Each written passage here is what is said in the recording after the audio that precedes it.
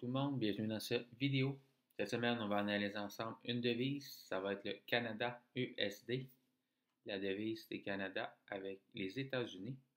Ensuite, je vous partage un de mes trades sur le ETF sur le Bitcoin. On va regarder ensemble. On commence avec la devise CAD-USD sur l'intervalle de temps semaine.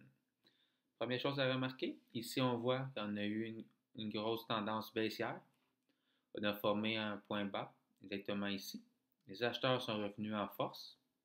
Ensuite, les vendeurs sont revenus en force. Quand il y a les vendeurs, ici, on a descendu.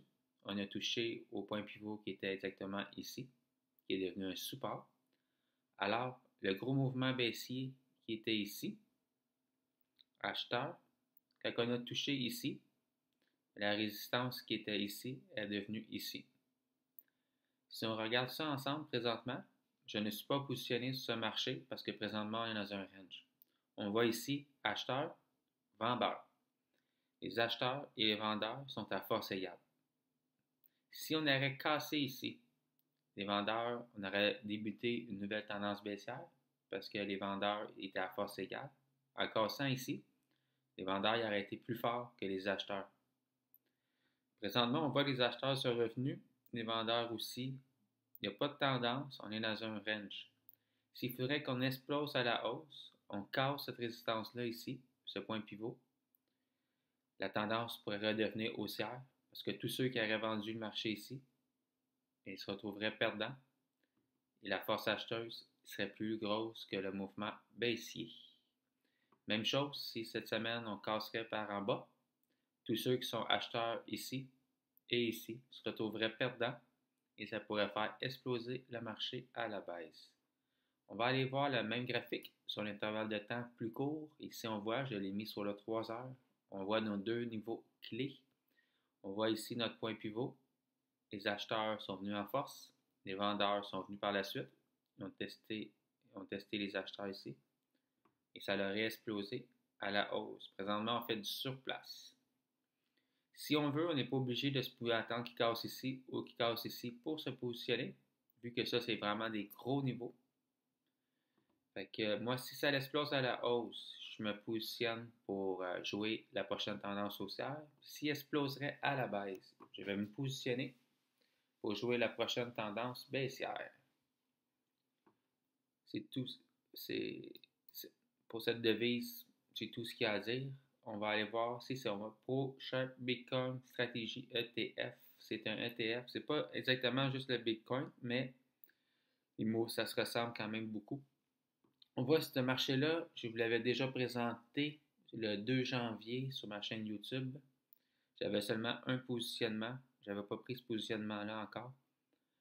Ce marché-là, comme je n'ai pas pu le trader avec de l'argent réel, parce que pour vendre le marché, les positions vendeuses sont non autorisées. Par contre, les positions acheteuses sont autorisées. Il y a des probabilités, si ça continuerait à monter ici, que je me positionne à la hausse. On va examiner cette trade ensemble. On voit ici, on est sur un intervalle de temps 1 heure. On voit ici, on avait acheteur, vendeur. Ici, on avait un beau point pivot majeur qui a été cassé. Je m'étais positionné ici à la vente. Le marché avait remonté, descendu, remonté. J'avais conservé ma position.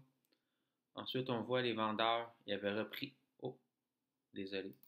Ici, on voit les vendeurs avaient repris la main. On avait formé ici un point pivot de continuation. Pour ceux qui ont acheté ma méthode, ils savent maintenant comment identifier un point pivot de continuation. On avait formé point pivot, les acheteurs étaient revenus, les vendeurs sont revenus tester ce point pivot-là ici. Et immédiatement ici, je m'aurais repositionné à la vente si j'aurais pu le faire. Et j'aurais conservé ma position durant tout ce temps. Et ensuite, le marché il a explosé à la baisse. Il a remonté. On a formé un point pivot intermédiaire ici. Le marché a explosé à la baisse.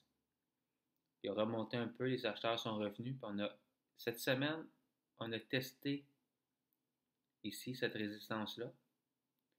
Puis je pense jeudi ou vendredi, on l'a cassé. Quand on l'a cassé ici, pour mes deux positions, j'aurais pris mes profits exactement ici. Puis là, présentement, on voit qu'il redescend. Ce marché-là, s'il continuerait à redescendre, continuerait sa tendance baissière, je me repositionnerais à la vente pour vendre le marché. Par contre, ça ici, on a un beau point pivot ici. Le marché, regardez, est sur un niveau clé. Pourquoi? Ici, on voit les vendeurs, les acheteurs. On voit que présentement, les acheteurs sont un petit peu plus forts que les vendeurs qui sont ici. Fait que si cette semaine, j'aurais un signal que ça ici deviendrait un autre point pivot, puis qu'on casserait à la hausse, il y a des probabilités que je me positionne à l'achat sur le Bitcoin pour jouer une nouvelle tendance haussière. Par contre, s'il continue à faire du surplace ou à descendre, du surplace, je fais rien. S'il descend, je me repositionnerai à la vente. Fait que le Bitcoin, on a vu, tout le monde sait qu'il a beaucoup baissé. Il y a eu comme un gros crack. On voit la grosse baisse ici. J'avais réussi à la jouer 2 fois. Est-ce que le crack est fini? On ne sait pas. En tout cas, présentement, il est plus baissier il est encore baissier sur le long terme. Sur le moyen terme, on est dans un range. Fait qu'il y a des probabilités que ça recommence à la hausse, et des probabilités qu'il recommence à la baisse. À suivre. Quand je vais avoir réussi mon positionnement dessus, je vous le repartagerai dans les prochains mois. Je vous dis un gros merci à tout le monde d'avoir pris le temps d'écouter cette vidéo.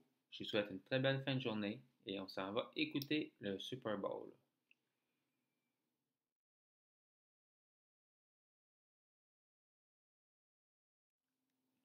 Il existe 2 manières de faire du trading. Le trading discrétionnaire et mécanique.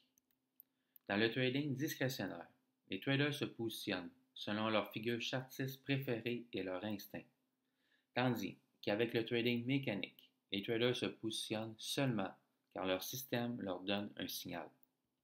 Ma manière à moi de faire du trading est mécanique, ce qui veut dire que vous n'avez pas besoin de réfléchir pour entrer et sortir d'une position. Tout se fait automatiquement et vous n'êtes pas obligé de passer vos journées devant vos écrans, seulement 10 minutes par jour. Si vous avez une petite connaissance avec n'importe quelle plateforme de trading, vous êtes capable d'appliquer ma méthode exactement comme je le fais, car j'utilise 0 indicateur technique, ce qui fait que ma méthode de trading est vraiment très simple. Après avoir lu 45 livres sur le trading, j'ai réussi à me construire une méthode en m'inspirant des meilleurs traders au monde.